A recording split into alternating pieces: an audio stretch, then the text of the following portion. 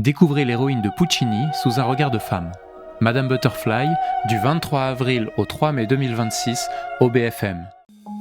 Genève abrite l'un des patrimoines culturels les plus denses d'Europe, des millions d'objets, des collections irremplaçables. Pour les protéger en cas de sinistre, la ville a développé un dispositif unique, un plan de protection des biens culturels, coordonné entre ses institutions et de nombreux partenaires.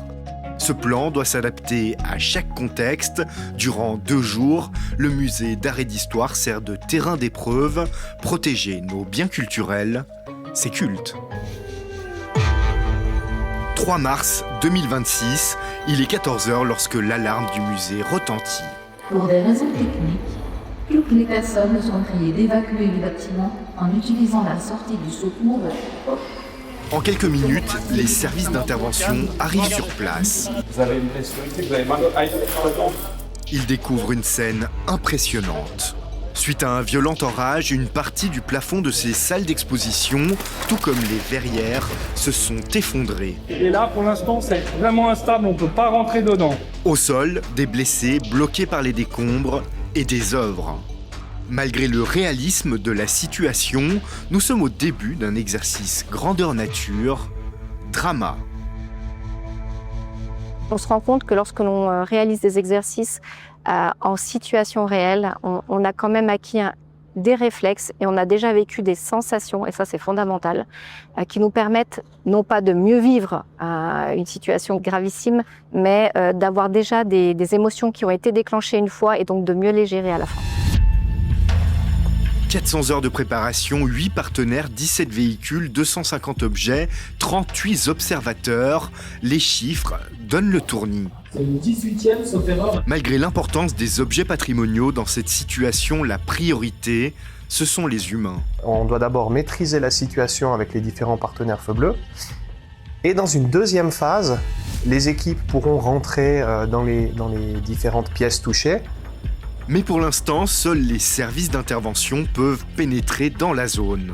Sur certaines œuvres, ce pictogramme, le bouclier bleu.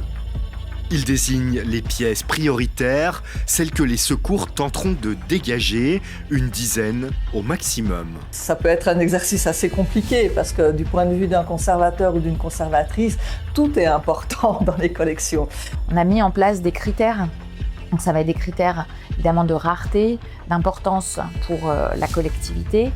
Ça peut être des valeurs également d'assurance, qui sont des chiffres objectifs et qui peuvent aider.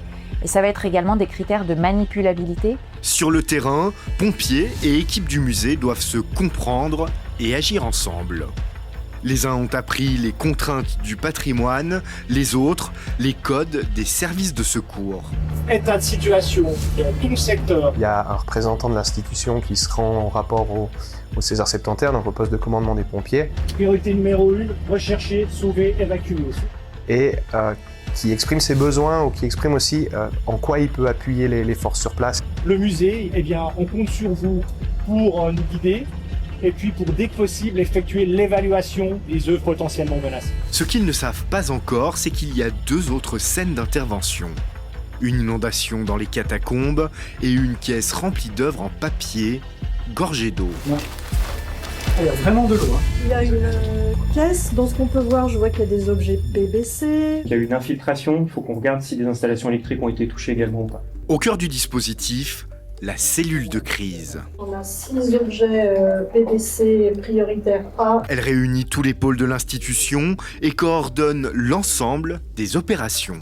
La salle 422, il y a une dizaine de pièces. C'est elle que Drama met avant tout à l'épreuve. Au sein du MH, on a voulu voir si la cellule de crise se coordonnait correctement.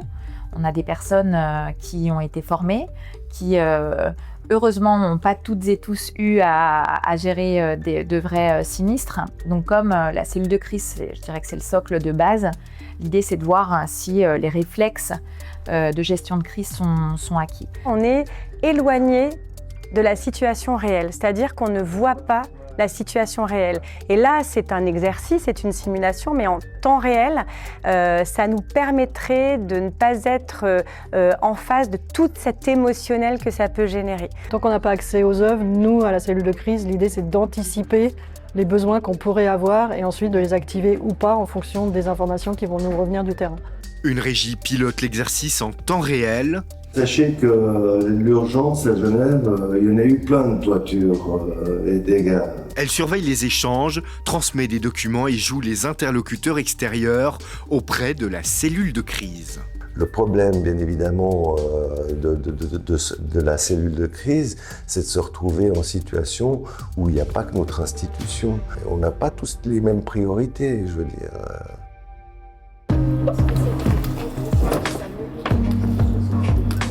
L'un des symboles de la collaboration entre services d'intervention, protection civile et institutions culturelles, c'est cette berce. Ce container, créé en 2015, est la trousse de premier secours des biens culturels. Un outil genevois, aujourd'hui repris et répliqué ailleurs. Les pompiers en France en ont créé 2 ou 3. Des cantons en Suisse sont également en train de réfléchir. On sait que Cologne s'est doté d'une berce PBC. Le Japon également est intéressé. Donc voilà, on est très fiers de voir que ce bel outil profite à d'autres. Nous sommes au 2e jour de drama. Les pompiers, policiers, ambulanciers ont quitté le musée. Il faut maintenant rapatrier et traiter les œuvres qui sont restées sur place. L'idée, c'est d'accompagner nos collègues de la PC qui vont vous aider à donner l'accès aux œuvres dans un premier temps. Un travail physique, mais également tout un suivi administratif. La zone sinistrée, c'est une zone instable qui peut ne plus du tout représenter la zone normale telle qu'on l'a connue. On a mis les bâches en dessous pour éviter que ça mouille aussi. Tout l'enjeu d'un objet qui va passer entre les mains de plusieurs personnes sur plusieurs jours, c'est de maintenir cette traçabilité de manière à ce qu'on puisse le retrouver et finalement l'identifier. Ce retour à une situation normale marque la fin de la crise et de l'exercice. Il restera encore à analyser les points positifs et les pistes d'amélioration. À partir du moment où vous êtes responsable de collection, c'est votre devoir de faire en sorte qu'elle parvienne aux générations futures dans un bon état de conservation. Donc c'est évidemment un des paramètres parmi d'autres paramètres. Parce que ces collections, ce qui fait sens, c'est de pouvoir les montrer. Et alors, la ville de Genève, un exemple en matière de protection des biens culturels. Ce qui change ici, c'est justement cette dimension qu'a su donner notamment Nelly Colliez à la protection des biens culturels de par la structure. C'est quand même un peu une première, en tout cas en Suisse romande, d'avoir toute une ville qui, pour ses biens culturels, a une stratégie commune. C'est pas parce qu'aujourd'hui on s'exerce, demain on continue, que le musée d'art et d'histoire peut considérer qu'il est prêt à 100%. Non, tous les ans on doit remettre à jour nos plans d'urgence, tous les ans on doit se réentraîner au niveau des gestes. Et ça dure depuis maintenant 2009 en ville de Genève.